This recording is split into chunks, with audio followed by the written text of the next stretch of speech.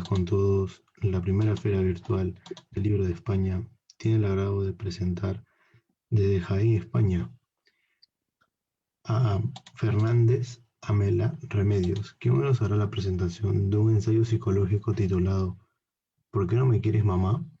El narcisismo materno y sus víctimas. Adelante Fernández Amela. Pues, ¿qué hago? Perdón. Transmitir.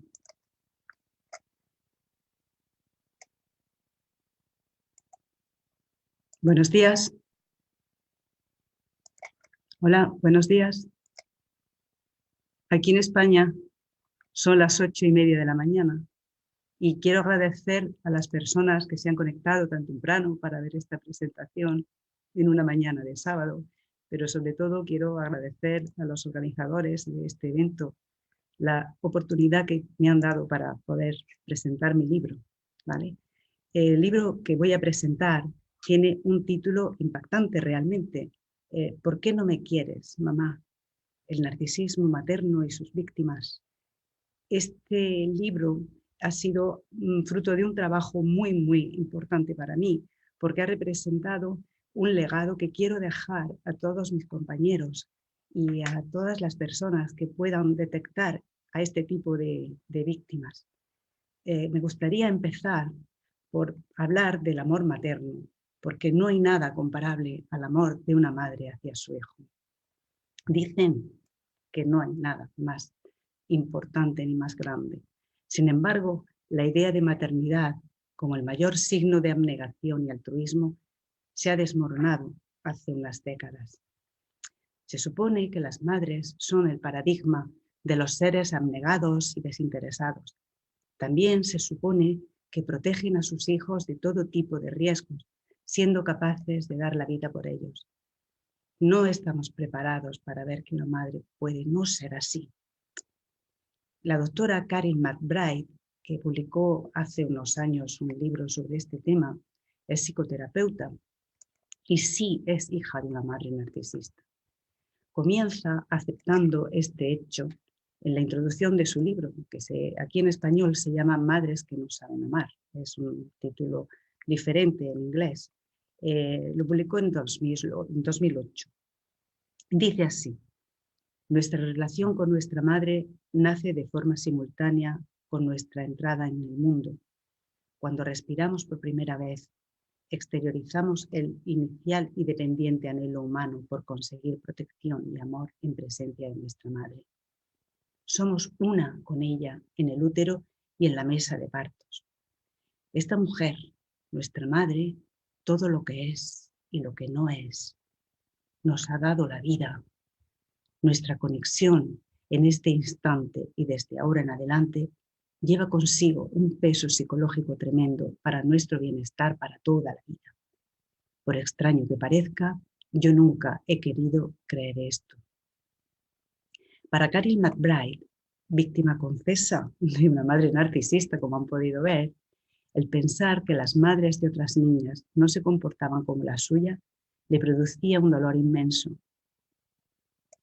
Era un dolor de una hija que no podía atender a su madre porque no era como las demás madres. Todo esto es tan importante en la vida de una niña. Es tan importante sentirnos queridos que el no ser amada le producía un dolor inmenso, casi intolerable. Y como la mayor parte de las víctimas se adaptó a la situación de la mejor manera posible, acabó escribiendo sobre el abuso y haciéndose experta terapeuta en maltrato. Al contrario que otros autores como Karen McBride, que hacen una especialidad de su patología, yo no soy víctima de una madre ni tóxica ni narcisista. Más bien es todo lo opuesto. Mi madre es un modelo ético y está llena de compasión, empatía y altruismo desde su más tierna infancia. Y si ella sabe que alguien sufre al otro lado del mundo, ella sufrirá también.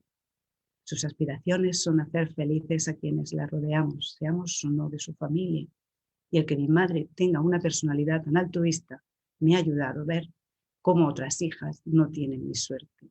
Y lamento tremendamente que no sea así, porque todos los niños podrían tener una infancia feliz con solo tener una madre que les proporcionara besos y abrazos cuando van a dormir, en lugar de ser víctimas del desamor.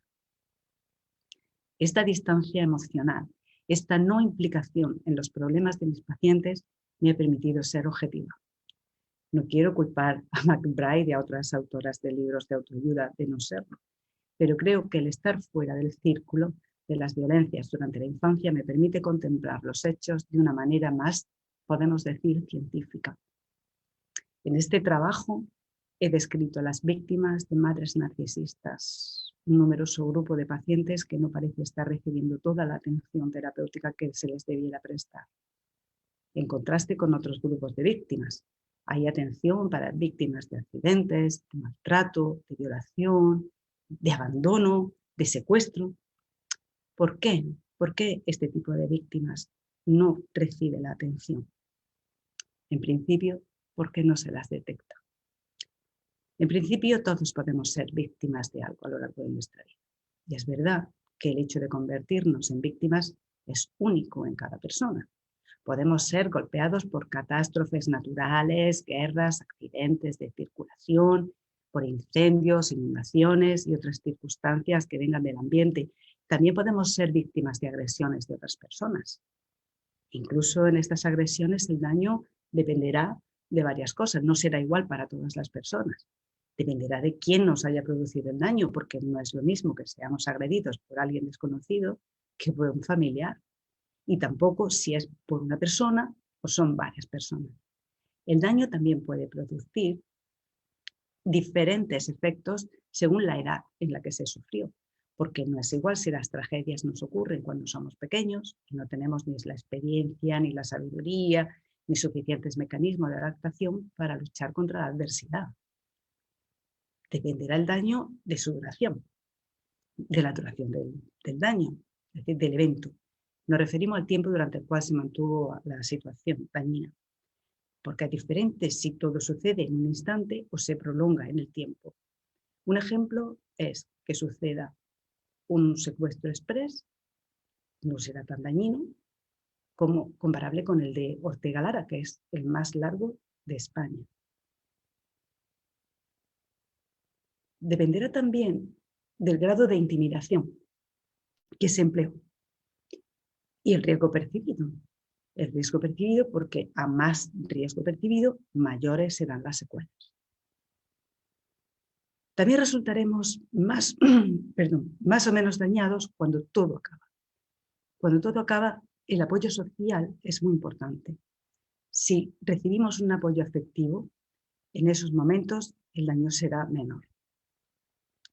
Las consecuencias de los traumas son variadas, pero casi siempre implican aspectos emocionales como ansiedad, tristeza, ira, también cognitivos, miedo que se repita, recuerdos sobre la experiencia vivida, los llamados flashbacks, y conductuales. La evitación de ir al lugar donde ocurrieron los hechos, aunque ya estamos fuera de peligro, llevar la misma ropa que llevábamos el día que ocurrió.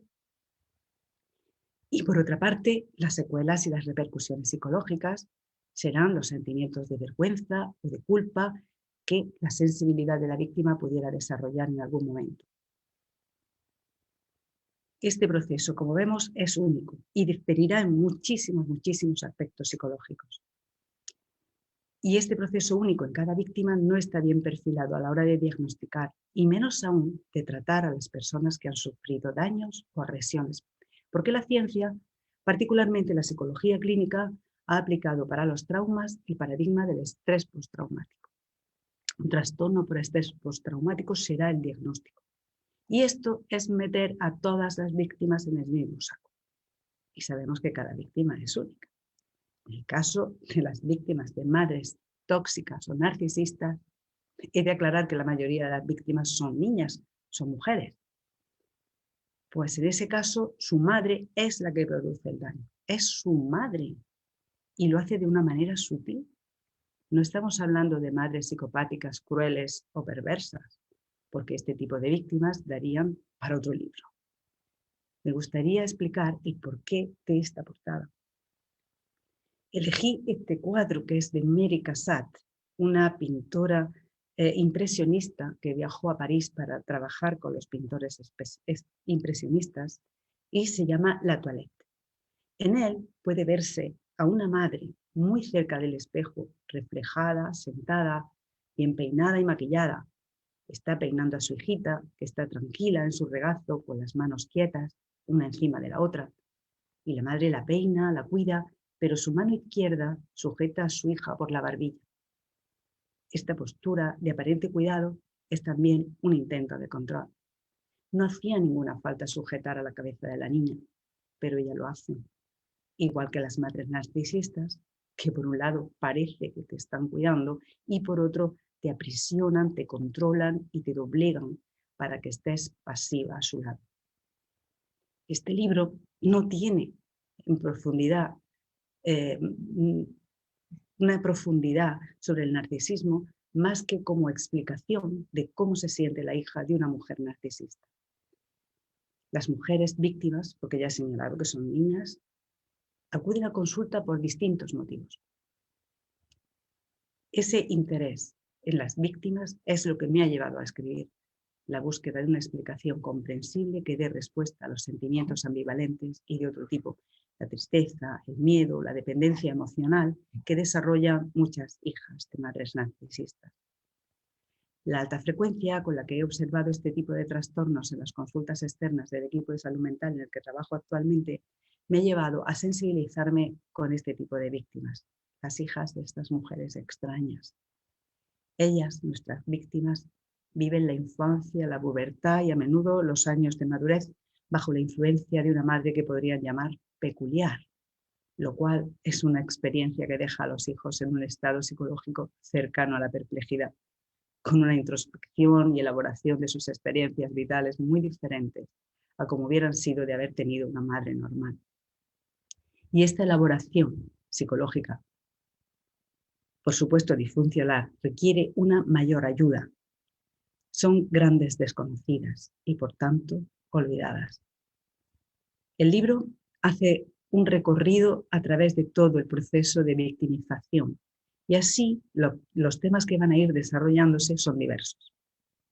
Primero, nos sumergiremos en la realidad actual global, cada día más narcisista.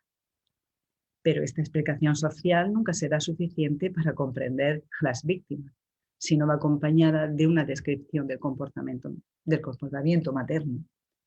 No se entendería la víctima sin hacer una disección del comportamiento de quien la agrede.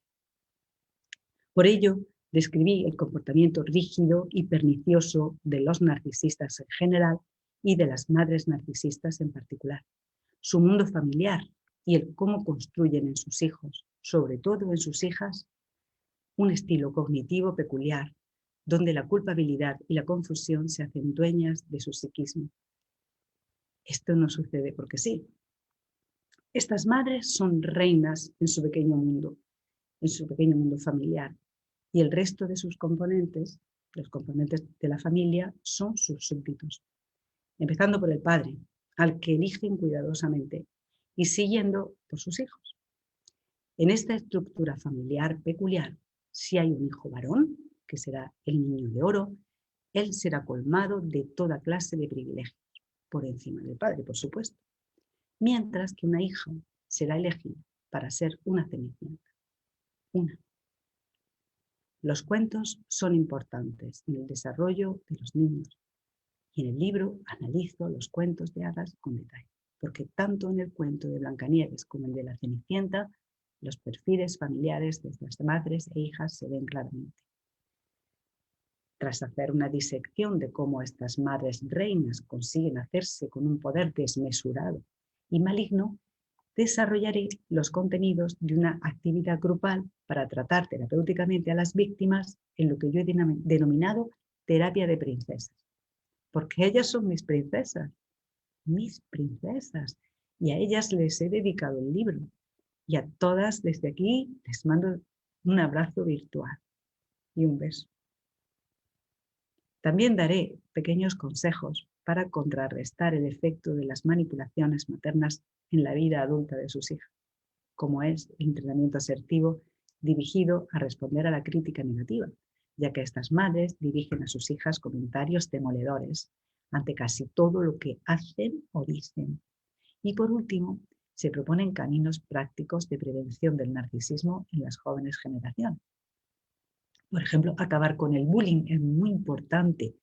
Sería hacer un trabajo activo para concienciar a los niños de que todos somos iguales en derechos y que el maltrato de otro ser humano es algo reprobable, se mire por donde se mire.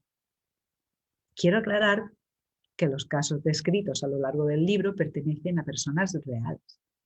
Son mis princesas, pero son de carne y hueso, y a ellas les he cambiado el nombre para no poder ser identificadas. Los poemas y las cartas que aparecen en los distintos capítulos han sido cedidos por sus autoras para la publicación de este libro. Y para terminar, quiero hacer hincapié en la inocencia de las víctimas. El origen religioso y sagrado de la palabra víctima, que viene del latín, víctima, victimae, nos traslada al uso que se le daba a la antigüedad para designar a quienes iban a ser sacrificados, sean animales o personas. Y como el carnero que sacrificó a Abraham en lugar de a su propio hijo, siguiendo las instrucciones de Yahvé. Por eso, en el concepto de víctima está implícita su inocencia. Sin embargo, ellas, sobre todo, se sienten culpables.